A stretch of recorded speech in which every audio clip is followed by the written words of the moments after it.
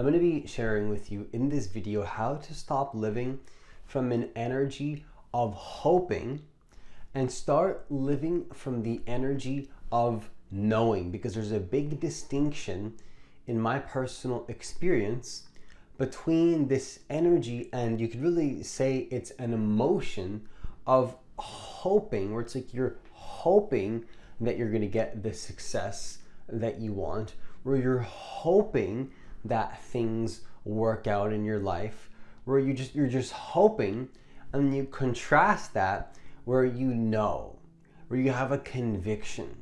I'm going to share with you in this video how to step into knowing, and you could really apply this to any area of your life. You could apply this to making more money.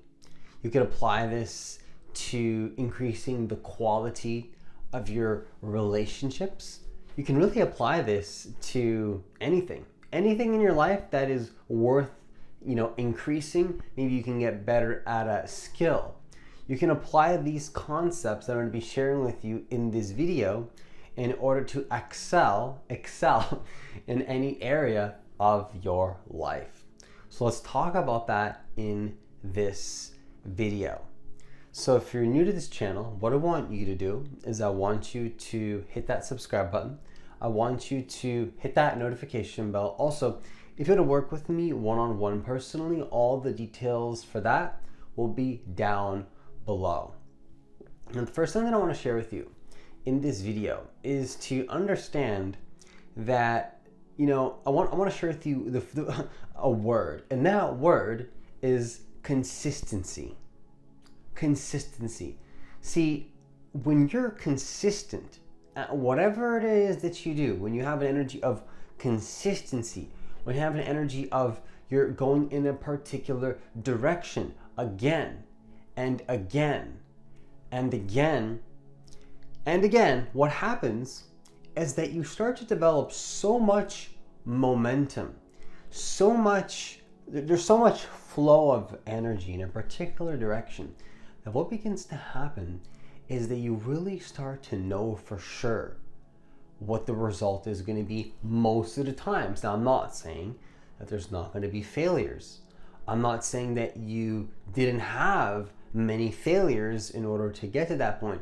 And I'm not saying that there's not going to be more failures and that you know everything, because at some point, even no matter how consistent you are, no matter how much of a master you are, you know that to some degree, no matter how masterful you get at your craft, whatever that may be, you know for certain that there's always going to be a degree of non-knowingness, of not knowing. And I'm going to share with you in a moment here how actually not knowing is a very critical component, ironically, to becoming a person that has a strong conviction of knowing, regardless of the area of life that we're talking about.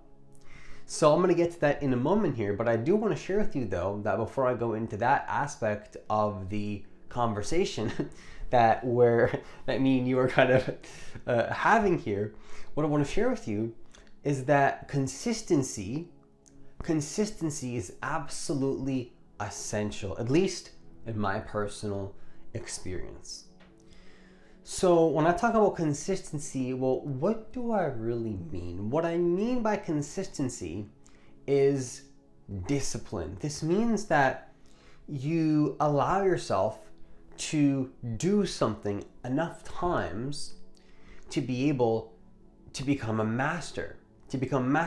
And becoming a master means consistency. It means that you kind of deserve to be confident. You have that, you deserve it. Not because you think you're better than anybody else, but you've had enough repetition. You've had enough training. Training is what allows somebody to have an energy of conviction. Training is not always fun. But for me personally, though, the thing with training is that although some people think training is boring, for me, if we're going to talk about boring and that like sluggish and like slow and like and you're not having fun with your life energy. For me personally, the only times I ever get into that kind of energy is when I'm not training, when I'm not consistently dedicated and focused in a particular direction with consistency and intention and integrity and commitment and devotion and discipline. These are the qualities that you need, in my personal experience, in order to have energy. Now you might think like, well, aren't all of these things kind of arrogant? Isn't there like a lot of ego behind these things? Isn't it like egotistical?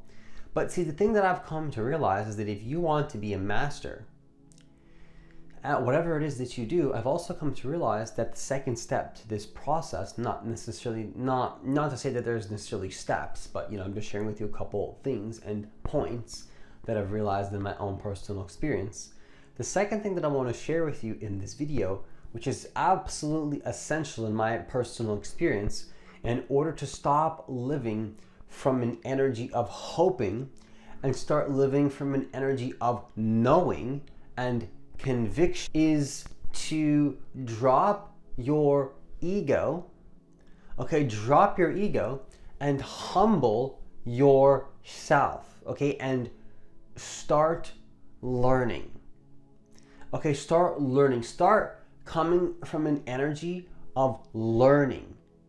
Because here's the thing, is that when you look at a master in any area of life, let's just say, for example, a jiu-jitsu master, okay? Martial arts master. You got to realize that how did this person become a master? How did they become so skilled? How did they develop such a nuanced and disciplined focus and an extreme level of skill? And how did they become so developed in that particular niche area? How did they develop this? Well, a claim that I'm going to be making here that I think a lot of people don't consider is that in order to become truly skilled and have a strong sense of conviction, you need to also understand that on the other side of that conviction is a deep, deep sense of not knowing. Not knowing. You just don't know. Like, if you're honest with yourself, you don't know a lot in your life. If you're really honest, there's a lot of things in your life that you just don't know. You just don't know. You can pretend to know that you know a lot, and there are going to be a lot of things that you do know, right? There is going to be a lot that you do know, but the thing is that there's a lot that you don't. And I think that to become a master, you always need to remember that it's important to also be a student. To be a student. To be the type of person that understands that being a student is incredibly important. So the master always knows that the master is not just a master, that the master is also a student. The master knows this. The master knows that it's important to also be a student. And so the master understands that you need to have a degree of not knowing, a degree of humbleness, a degree of, I don't know all the answers. I need to learn from somebody that does have the answers. Now, am I saying to blindly follow somebody and to have no discernment? Absolutely not.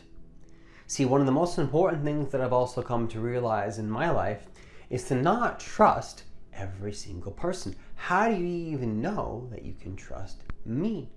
How do you know? I'm just some guy on the internet. You don't really know if you can trust me. So this is why we need to trust our own discernment and our own deeper intelligence. Our own intelligence always knows best. But it's like, wait, Francis, doesn't that contradict what you just said about dropping your ego? Well, that's the thing, right?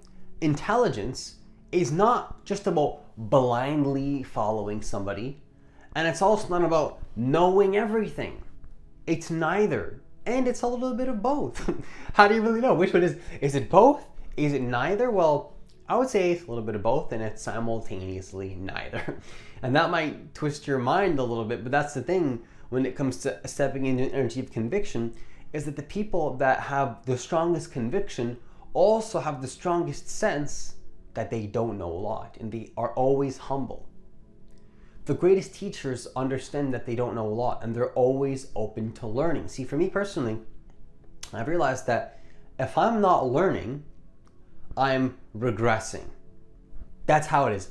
Either I'm learning or I'm regressing. I've not really seen to be the case that I can like just pause. Like if I'm on pause in my life, if I'm in between, really what that means is that I'm still regressing, if that makes sense.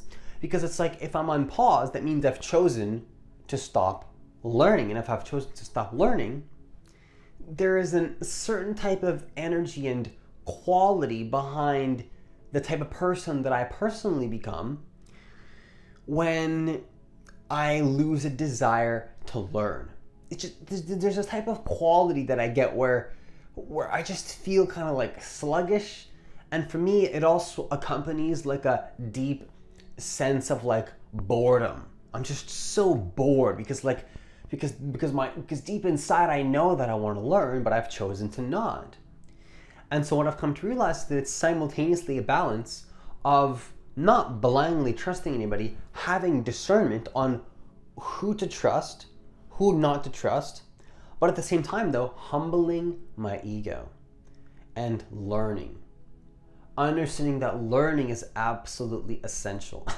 So to conclude this video, what I really want to share with you is to understand that the final step to this, you could say, to this process, or the final point that I want to share with you in this video is that in my experience, it's important to drop attachment to this emotion of hoping. Like, oh, I hope this business is gonna work out, or I hope I'm gonna get this thing in my life, or like, I really, really hope that this is gonna work out. Like for me personally, look, I don't know how it is for other people, right? Because all I can speak around with conviction is my own personal experience. I truly don't know how it is for other people, but I know one thing for certain, that in my personal life, in my personal experience, anytime I've made a decision, they're based on an energy of hoping and an emotion of like hope. I've realized that to be honest with you, I just think really, really bad decisions. Like just bad. Like if I look at like some of the worst decisions that I've ever made in my life, in terms of like my stability and my security and feeling safe and feeling whole and complete and developing my healthy sense of self, where I'm healthily, steadily, maybe even slowly but surely developing myself. See, anytime I've not been in that energy and I stepped into energy of like chaos and resistance and suffering, and at the time I wouldn't admit it, but where I was like hurting myself even a little bit, right? But it's like I didn't admit it at the time that that's what I was doing, right? Because like I was a little bit ignorant, right? Anytime I've stepped into that space was when I made a decision based upon hoping. Like I hope this works out, and I'm gonna, blindly trust in this faith that it just works out. Let me give you a practical, tangible example to conclude this video that might make this a little bit more, a little bit easier to understand. Let's just say your goal is to start going to the gym. Let's just say that's what you want to do, right? You want to start going to the gym. Let's say if you look at your track record, let's just say, for example, that you've not been to the gym for 20 years. You've not been to the gym for a while, and that's okay. I'm just giving a general example here. If you go to the gym and you expect to be able to lift 200 kilograms, okay, and you go to the gym and you think like, oh yeah, I'm just gonna go to the gym, and I really, I hope this works out. I hope that I'm gonna be able to lift this weight. I just really hope this works out. And then you injure yourself.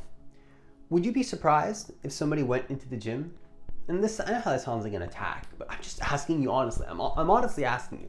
If you saw somebody that has been to the gym for 20 years, and they went into the gym hoping that it was gonna work out, and they left that gym that day and they injured themselves because they lifted that 200 kilos, from an outside point of view, would you be surprised? would you be like shocked that that happened to that person? No, you'd be like, no, obviously, it's so obvious. They weren't ready for that level. They weren't ready for that. It's very difficult to do that though for your own self, and oftentimes where we do that to ourselves, we're completely oblivious to. Like we're totally oblivious, and to the outside, somebody might look at you and be like, well, obviously that's was gonna happen. Like, what did you think? You were hoping. You didn't really have a plan. You didn't account for like the past decisions that you've already been making, like what your weight is, like were you ready for that weight? And that's just one example. See, in many areas of our life, we kind of do that same thing, where we look at our track record, or actually we don't look at our track record. We hope that something's going to work out. We drop all the things in our life that have been working, and then we fail at the thing that we're hoping is going to work out, and then it fails, and then we get surprised. You know, should we be surprised when that happens? Or was it a lack of intelligence? And that's not an attack. That's just, you know, I'm only speaking, again, these videos from my past self, you know, because I'm looking at my life, all the deep mistakes that I've made, and the horrible failures were when I didn't account for like the homeostasis and the general patterning of my life that I've already been on, the general Monday. Because many people want to like, I want to manifest this right now, I want to get super quick success, this, but it's like, look, that can happen, but you also have to understand that your homeostasis and who you are now is important. It's important, and in my experience, if we don't honor that homeostasis, we can try to change too quickly, such as going to the gym, and I feel like it's a good example, because when I start to talk in this way, it can bring up a lot of emotion and maybe make somebody really triggered and maybe disagrees. But when I give a really straight up and practical example that's really relatable, like going to the gym, it's like, well, that kind of makes sense. You can't deny that. You can't deny that going to the gym, if you've never lifted weights before, with zero plan, with zero structure, is probably not a good idea, to say the least. To say the least, right? I could say it a lot worse than that. Just say least. I could make it much more like attacky, and I could say it in a much more vulgar manner. So let's just say, to say the least, it's not a good choice. You know what I mean? Because like you're more prone, and there's a higher probability chance to have an unsuccessful result. Now, what I've come to realize though, that if I drop the attachment to hoping, I can see the emotion of hoping, but I don't believe in the emotion. I take a step back. I can analyze where I've been going in the direction of, in the general patterning of my life, and then make a choice based upon that general consistency that I've already been on. And that, personally for me, that brings me safety. That brings me security. That brings me a strong sense of, you know, even if I fail, even if I make mistakes, which are probably going to happen, you know, it's okay, because I'm not changing too much. All I'm doing is making a choice, perhaps even a new and exciting choice, but I'm making that choice with still honoring who I used to be. And I know that if I make a mistake, I can just take a rest and fall back on the general sort of consistency that I've been building. And to me, look, a lot of people I know want to manifest things and change their life really, really quickly. But it's like, to me, honestly, I'm at a point in my life where there's nothing more exciting than sustainable change. Sustainable, actual, real change. Even, look, many people might not like this, but I personally love this. I love building upon what I like building upon who I used to be. Even if it's like a 0.001% change, I'll take that. I'll personally take a 0.0000001% change over believing in this like false hope of, oh, I really hope this works. Like, yeah, it sounds so exciting and I'm just gonna go for it. Probably gonna fail. You know what I mean? Like, that's just been my experience. And I don't know how it is for you, but for me, if I'm believing in like this false hope and like this false sense of security and this false sense of like, oh my gosh, I really hope this works. It's like, it just doesn't work. It just doesn't work. I don't know how else to say it. It just doesn't work. I wish I could see it in a different way, but that's just been my experience. You know what I mean? And to me, I found so much peace and so much security in understanding that, you know, I can still develop myself. I can still change. I can still grow. I can become better day by day. I can become more epic. But all I have to do is just honor who I used to be and stay within my lane. You know, stay within my lane. Like, if you're driving on the road, there's a reason why the road has certain rules. You know, you stay within your lane. If you're going to turn even slightly to the right, you got to turn your turn signal on. You got to honor all the people around you. If you make any drastic changes on the road, there's a lot of danger there because you're driving too fast. There's a reason why speed limits exist. There's a reason why it's you know, the safer option to take is to turn signals on. And you know, why did somebody come up with these rules? I want to conclude this video on this point. Why do all of these rules exist? Because mistakes already happened. People have already unfortunately died in car crashes. Many fatal crashes have happened on the road. So to avoid these things from happening again, people have put in place certain rules, right? Certain rules. And you know, these rules are probably not perfect. They're not perfect, but they are the way that they are. And if a rule on the road was to change, I'm sure it wouldn't be like a crazy law change. It would be a slightly different law change. And then another change that's slightly different from the last one. And then slowly you can get closer and closer to perfection. But what I've realized is that the key to get closer and closer to perfection is to drop the need to be perfect, take action from a space of consistency and not need everything to be perfect. But then that sort of non-attachment to perfection leads you to become more and more, you could say, perfect, more precise, more intelligent, more nuanced, more skilled. If you want to become extremely skilled at something, my invitation to you and to conclude this video is to have energy of, you don't know everything. Okay, you don't know all the answers. You don't know. Still have discernment, of course. Don't blindly trust somebody that, you know, that just, you know, doesn't feel right to you. But also simultaneously combine this with dropping an attachment to hoping. If you feel the energy of hoping coming up, what personally works for me is to drop this attachment to the energy of hoping and let it go, stay within, keep going with the consistent general direction of my life, and be open to what I can add upon what I already know. From a space of being open to learning. How can I learn more? What can I you know, take on that somebody is willing to give me, that I am willing to learn, something that I can, you know, expand upon, but still honor who I used to be. And so for me, you know, ironically, the more that I humble myself and the more that I admit that I don't know a lot of things and I'm learning, and I still honor the fact who I used to be, it's actually a cautious and conservative way to live. And it's quite humble because like I really admit to myself that I don't know everything. But what I found is that when I live in that space, I become more and more intelligent. And in my experience, that is intelligence.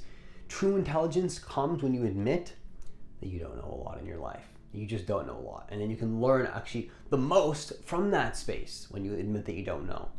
And with that, I conclude this video. Once again, if you want to work with me one-on-one personally, all of the details for that will be down below. As always, enjoy the rest of your day, and I'll see you in the next